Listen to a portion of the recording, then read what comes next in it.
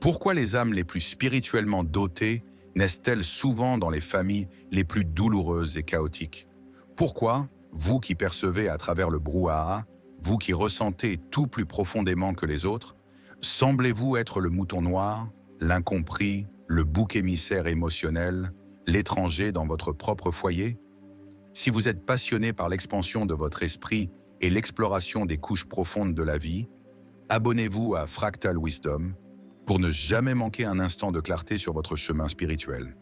Parlons maintenant d'une vérité que beaucoup craignent d'affronter. Votre douleur n'est pas une punition, c'est une préparation. Carl Jung, l'une des voix les plus profondes en psychologie et spiritualité, croyait que nous venons tous au monde avec le potentiel de l'individuation, c'est-à-dire devenir la version la plus authentique et complète de nous-mêmes. Mais voici ce que l'on dit rarement à voix haute. Pour les élus, les âmes venues élever la conscience collective, la transformation commence au cœur de la dysfonction. Ce n'est pas un hasard si vous êtes né dans une famille qui ressemble davantage à un champ de bataille qu'à un sanctuaire. Jung a dit « Le privilège d'une vie est de devenir qui vous êtes vraiment ». Mais voici le paradoxe. Votre véritable essence ne se révèle pas dans le confort. Elle se forge dans le chaos. Lorsque votre enfance est marquée par la manipulation émotionnelle, le contrôle, le rejet ou la négligence, vous êtes poussé à chercher une source d'amour plus élevée. Cette source n'est pas votre famille, mais quelque chose de plus grand, de plus profond. La source elle-même, que certains appellent Dieu, d'autres l'univers ou votre moi supérieur. Les familles toxiques sont souvent votre initiation, le camp d'entraînement de votre âme. Elles ne sont pas la raison de vos dons, mais l'environnement qui les aiguise. La pression constante pour prouver votre valeur, l'imprévisibilité émotionnelle, l'invalidation de votre vérité.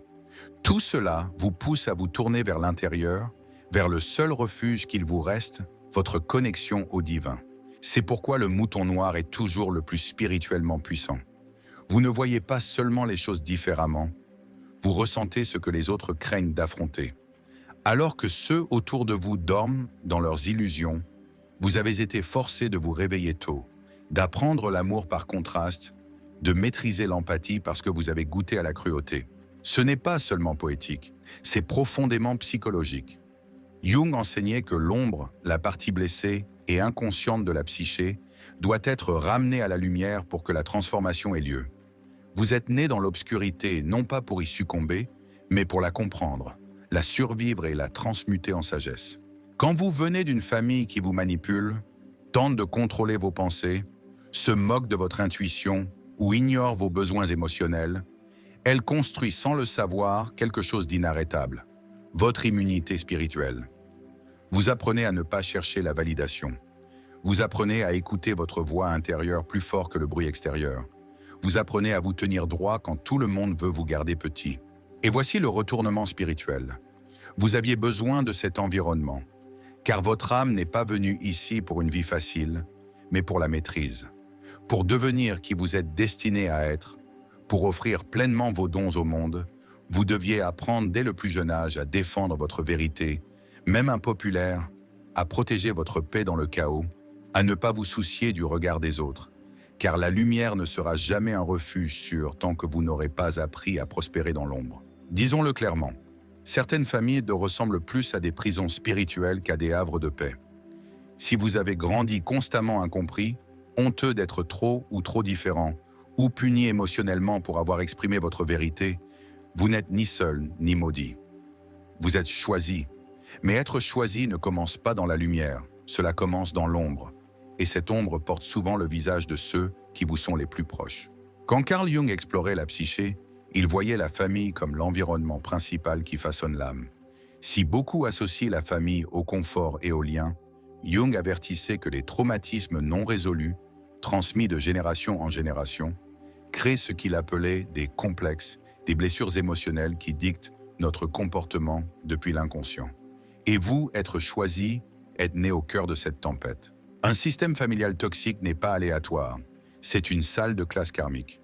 Vous vous êtes incarné dans un environnement qui testerait chaque partie de votre être, non pas pour vous détruire, mais pour vous éveiller.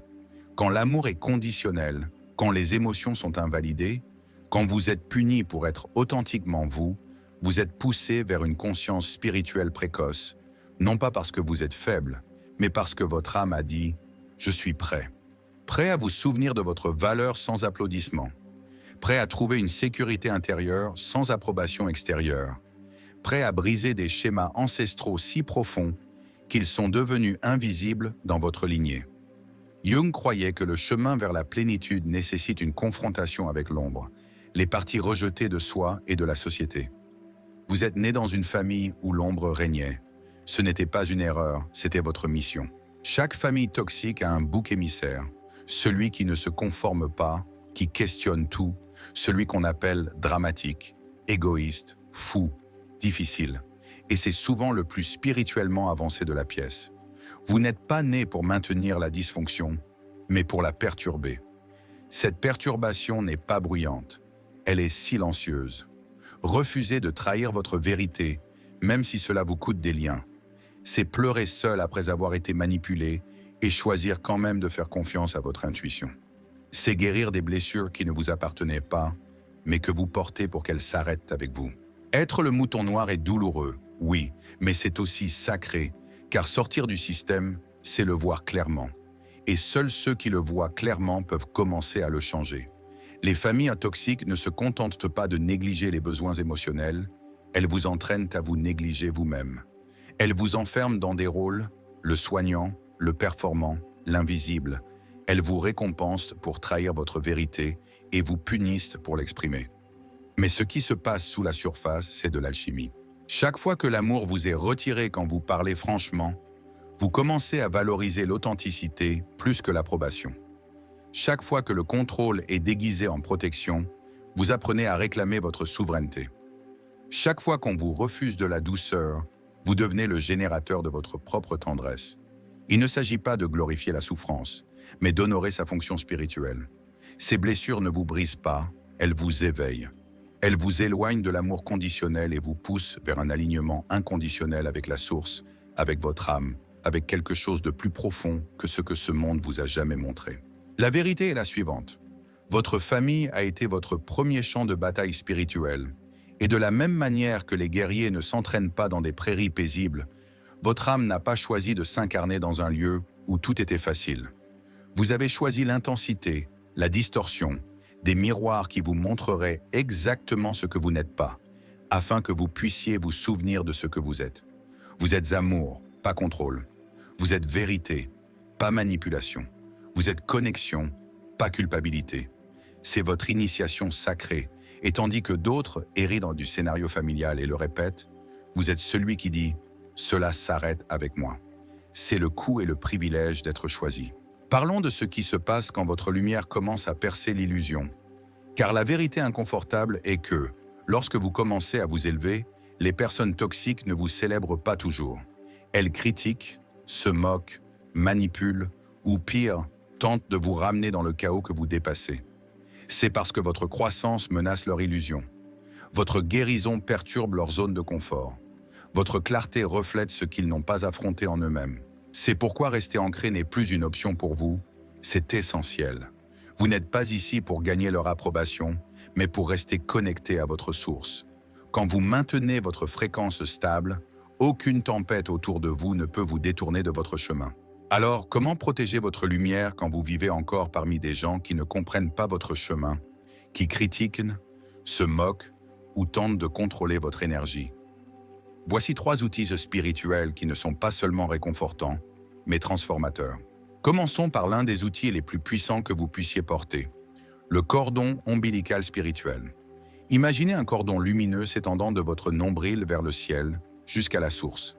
Pas seulement un concept vague de Dieu, mais une connexion tangible à l'amour inconditionnel, à la sagesse et à la puissance. Ce cordon est votre ligne d'approvisionnement divine. Il vous nourrit de ce que votre environnement ne peut pas vous offrir. Quand vous vous sentez vidé, jugé, invisible, revenez à cette image.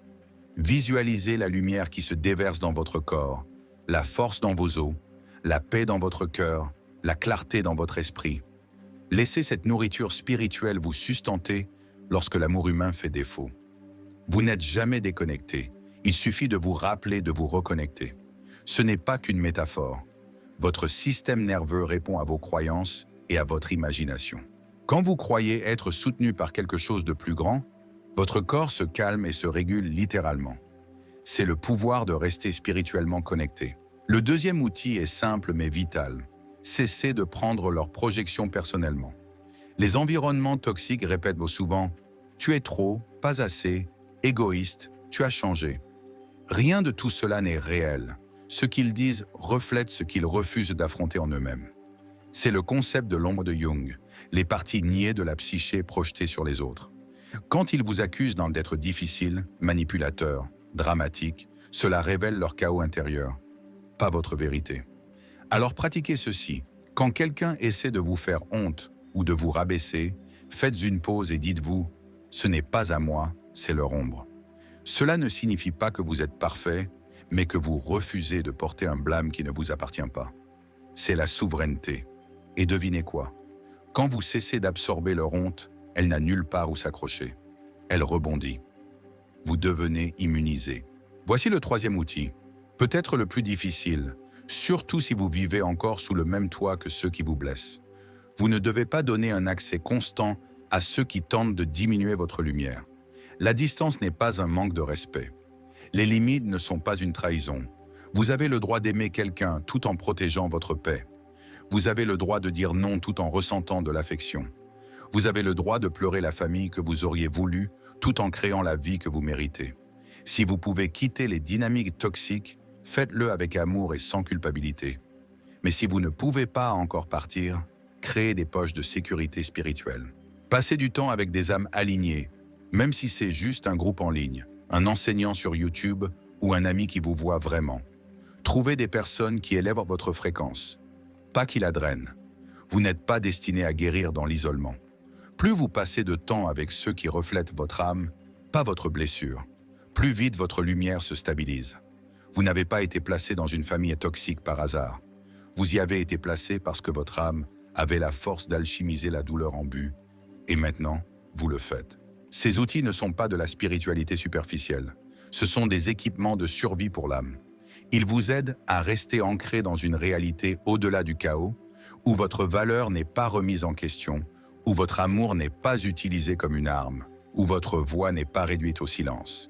Alors, si aujourd'hui vous semble lourd, revenez à votre source. Souvenez-vous du cordon, souvenez-vous de qui vous êtes, et souvenez-vous de ceci. Vous n'étiez pas brisé, vous étiez préparé. Le monde ne vous a peut-être pas encore honoré, mais votre chemin est sacré, et vous le parcourez avec des millions d'autres âmes. Soyons honnêtes, parfois le chemin spirituel ne semble pas éclairant. Il ressemble à un effondrement total. Vous pouvez avoir des moments où vous voulez simplement disparaître, où le poids d'être incompris, le silence de la solitude et la douleur de l'exil émotionnel semblent insupportables.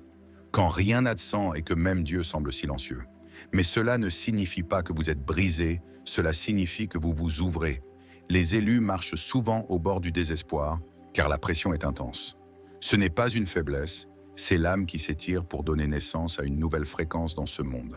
Si vous avez déjà engourdi la douleur avec des distractions, des addictions, des pensées excessives ou de la dissociation, ne vous jugez pas.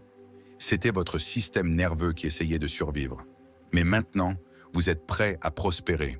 Soyez clair, vous ne pouvez pas abandonner, non pas parce que vous le devez à quelqu'un d'autre, mais parce que votre présence ici est un cadeau. Votre existence en ce moment n'est pas aléatoire. Vous faites partie d'une vague mondiale d'âmes s'éveillant à une conscience plus élevée, et votre douleur n'était pas vaine. Elle était une préparation. Vous ne guérissiez pas seulement, vous étiez affiné. Cette planète change, les anciens systèmes s'effondrent, de nouveaux paradigmes émergent, et les élus sont les plans pour ce qui vient ensuite. Vous portez en vous l'empathie, la vision, l'endurance spirituelle et l'humanité brute qui aideront à guider les autres à travers leur obscurité. Mais pour cela, vous devez survivre à la vôtre. Une fois que vous avez percé l'illusion, une fois que vous avez cessé de chercher l'amour auprès de ceux qui n'ont jamais appris à le donner, vos dons commencent à émerger. La clarté surgit. Vous ressentez soudain la vérité dans votre corps sans suranalyser. La sensibilité devient une force. Vous anticipez les choses avant qu'elles n'arrivent, vous vous connectez aux émotions comme à des fréquences et utilisez cette intuition comme une boussole. L'empathie se transforme d'un fardeau émotionnel en un pouvoir de guérison. Vous savez tenir l'espace pour les autres sans vous perdre dans leur douleur. La créativité, autrefois bloquée par la peur, commence à couler. Les mots, les idées, les images, les pratiques de guérison affluent à travers vous comme de l'eau dans un canal dégagé. Et surtout, vous cessez d'attendre une permission. Vous commencez à vivre authentiquement, à voix haute. C'est l'émergence de l'élu. Mais voici le piège. Quand vous avez été en mode survie pendant si longtemps, la douleur peut devenir familière, voire sécurisante. La dépression murmure. Reste petit, reste caché, c'est plus sûr ainsi. Les addictions, qu'il s'agisse de substances, de personnes, de surmenage ou d'engourdissement, disent « tu n'as pas à ressentir ça maintenant ». Mais vous n'êtes pas ici pour vous engourdir, vous êtes ici pour ressentir et vous élever quand même. Vous n'êtes pas trop abîmé, vous n'êtes pas trop en retard, vous n'êtes pas trop fatigué. Chaque fois que vous choisissez de ressentir plutôt que de vous figer, chaque fois que vous choisissez de rester plutôt que de fuir, vous récupérez une partie de votre âme. Il y a des gens que vous n'avez pas encore rencontrés qui seront transformés par votre histoire. Mais d'abord, vous devez la vivre. La famille ne s'excusera peut-être jamais. La validation ne viendra peut-être jamais. La guérison ne sera peut-être jamais reconnue par ceux qui vous ont brisé. Mais cela n'a pas d'importance, car votre libération ne nécessite pas leur participation. Votre paix ne dépend pas de leur compréhension, et votre lumière ne dépend pas de leur permission. Vous êtes la preuve que l'obscurité peut créer des galaxies, et vous êtes la raison pour laquelle quelqu'un d'autre continuera un jour. Vous n'êtes pas en retard, vous êtes guidé, et tout ce que vous pensiez vous disqualifier de votre but, vous y préparez en réalité. Si vous êtes arrivé jusqu'ici, vous savez déjà que vous n'êtes pas une victime de votre histoire. Vous êtes l'auteur d'un nouveau paradigme. Les élus, ne sous-estimez pas la force qu'il faut pour se libérer, tout en continuant à aimer, faire confiance, créer et briller. Cette force est divine. Alors quand le monde semble froid, revenez à la source.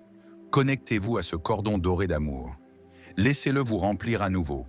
Vous n'êtes ni seul ni perdu, vous êtes en devenir, et le monde attendait exactement ce que vous êtes ici pour être. Merci d'avoir regardé, de vous être reconnu et de faire partie de cet éveil en cours. Votre présence ici compte plus que vous ne le savez. Si cette vidéo vous a touché, mettez un pouce en l'air. Cela aide d'autres élus à trouver ce chemin. Et si vous êtes en chemin vers la guérison, l'éveil ou simplement en train de naviguer la vie en tant qu'humain profondément sensible dans un monde chaotique, abonnez-vous à La Psychologie Carl Jung. Nous construisons une communauté alignée sur l'âme, où la vérité, la croissance et la lumière sont toujours les bienvenus. Laissez un commentaire ci-dessous pour nous dire comment cela vous a parlé. Votre voix a sa place ici. À bientôt, restez ancrés, connectés, et n'oubliez jamais que votre lumière est nécessaire.